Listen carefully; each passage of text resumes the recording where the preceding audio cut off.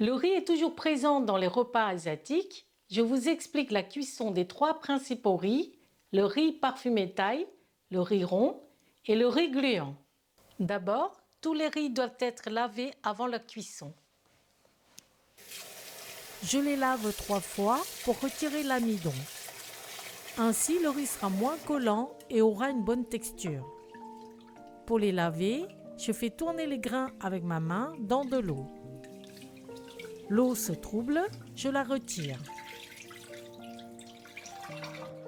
Puis, je renouvelle 2 fois ce lavage.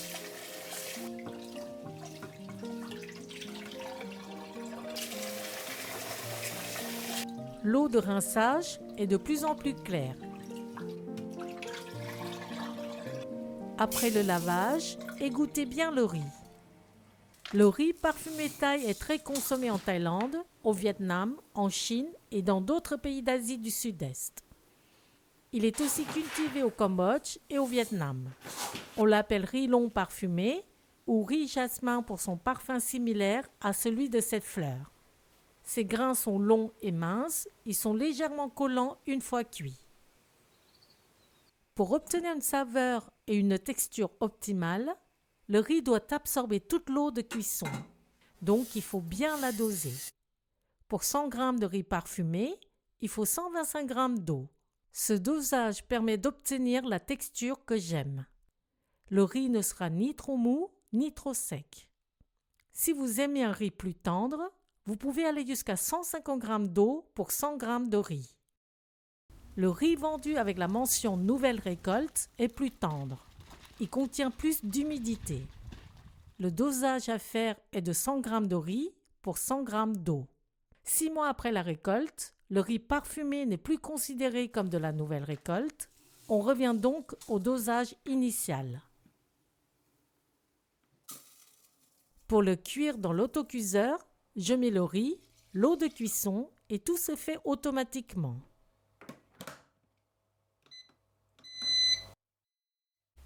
Pour le cuire dans une casserole, je mets le riz, l'eau de cuisson,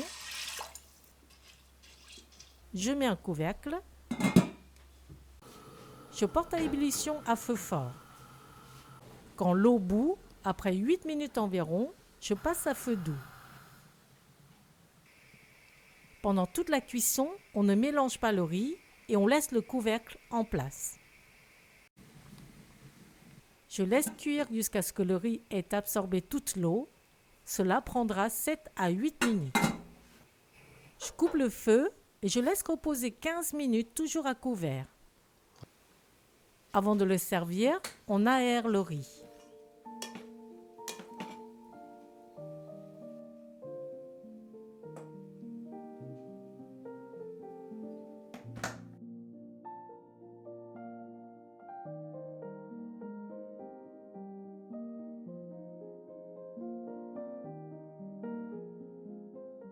Le riz rond est très consommé au Japon et en Corée. Son grain est court et arrondi. Ce riz est collant car il contient plus d'amidon. Il est parfait pour les sushis, les onigiri, les gimbap, le bibimbap et les desserts. On l'appelle aussi sushi rice, riz pour sushi. Ici, il faut 110 g d'eau pour 100 g de riz. Après lavage, il faut laisser le riz rond tremper pendant 30 minutes. On aura ainsi un riz tendre après cuisson. Égouttez bien le riz. La cuisson du riz rond est identique à celle du riz parfumé. Vous pouvez utiliser l'autocuiseur ou une casserole.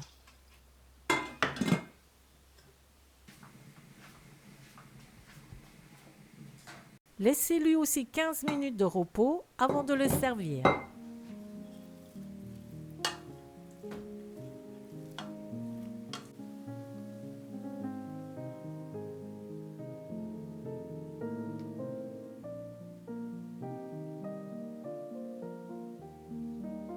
Le riz gluant n'est pas vraiment gluant, mais ses grains s'agglutinent entre eux après cuisson. C'est le riz le plus consommé au Laos. Il est aussi très apprécié en Thaïlande et au Cambodge. Son grain est court, arrondi et blanc opaque. Après lavage, on le laisse toujours tremper pendant une nuit. Sans cela, le riz ne cuit pas. Si vous êtes vraiment pressé, faites tremper le riz dans de l'eau chaude à 50 degrés environ pendant 3 heures.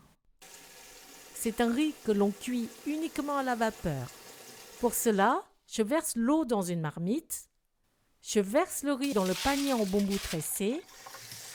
Je fais couler un peu d'eau sur les parois pour que le riz ne s'y colle pas pendant la cuisson. Je le pose sur la marmite et je mets un couvercle. L'eau ne doit jamais rentrer en contact avec le bas du panier.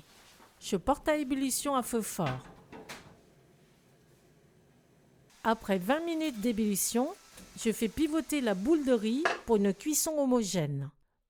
Le riz qui se trouvait en haut doit se retrouver en bas. Je poursuis la cuisson pendant 10 minutes. Je mets le riz dans un récipient. Je l'aère pendant 30 secondes pour aider l'évaporation. Gardez-le au chaud dans un panier à riz gluant ou un récipient avec un couvercle.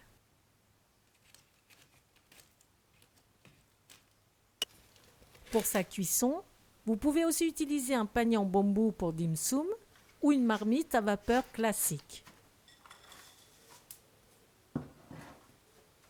Il suffit d'envelopper le riz gluant dans un torchon mouillé et essoré.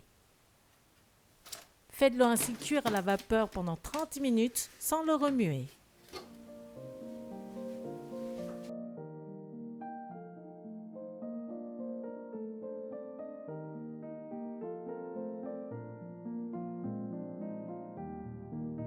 Voici mes derniers conseils.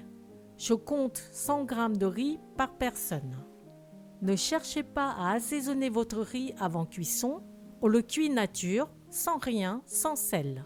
Pour cuire le riz parfumé ou le riz rond sans autocuiseur, utilisez une casserole haute car pendant la cuisson, de grosses bulles se forment, elles montent et risquent de déborder.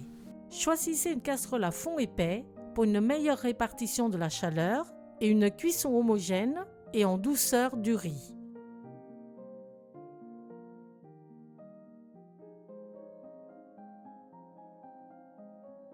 Merci et rendez-vous au prochain plat fait maison sur Cooking with Morgane. Bon appétit!